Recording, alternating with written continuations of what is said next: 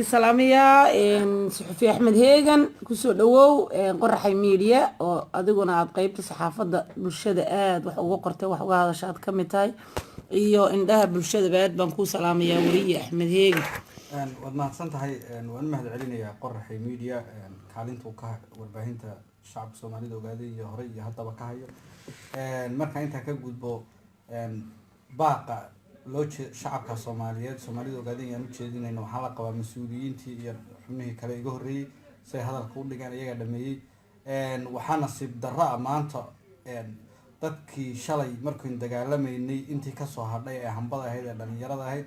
in maanta ay iyagu gacmahooda isugu dhul banaan oo cidlo hayjada ay isugu dilayaan arrin nasiib darro weeye arrin inaga inagu sababi karta inaynu mar walbo isbedel yimaado ama wax isbedela inaynu ka faa'iideysan weyno caqabaduna inagu sii raagtay iyo ka mid tahay arrinta ka waantooba baan leeyahay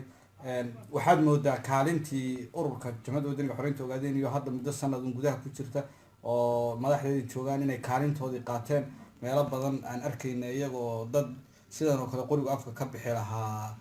xaaladoodii dejiyay kana meeshan hadda dagaal ka dhacay laftigeedu joogay oo shirar ku qabtay waxaan leenahay dagaalkan xuduudaha qoraxay iyo doollo iyo aaga ka soo cusboonaaday waa in la joojiyaa intii dhimatay Allah u naxariisto wax dambe oo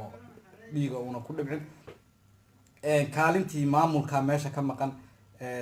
waxaan hadda dhibkan keenayana maamuladii hore meesha ka tagay qalalaasay abuureen geed walba hoostii ay dhaheen geedkan reer hebel baa iyo guri baa laga dhisay way u badan tahay kana waxaad moodaa inuu kaalintiisa qaadan inuu dabka ku sii shido wali isku darawaliintii loo kala bedelo isku si gaariga u wadaan waxaan leeyahay ka waantooba shacabkiina yaan isku dilina bulshada siyaasadda yaan la dhaxgelinin dhaqan iyo nidaam bay ku kala bixi jiray dhaqankii iyo geedkii ha loo noqdo madaxda jamhadana waxaan dhihi lahaa bulshada idinka indhaha idinka mas'uulka ah nimankani waa dad uuraal lagu kansaday oo mas'uuliyad weyn hadda haynin marka shacabkiina u kala birmada dadaalkii aad wadeen si laba jibaara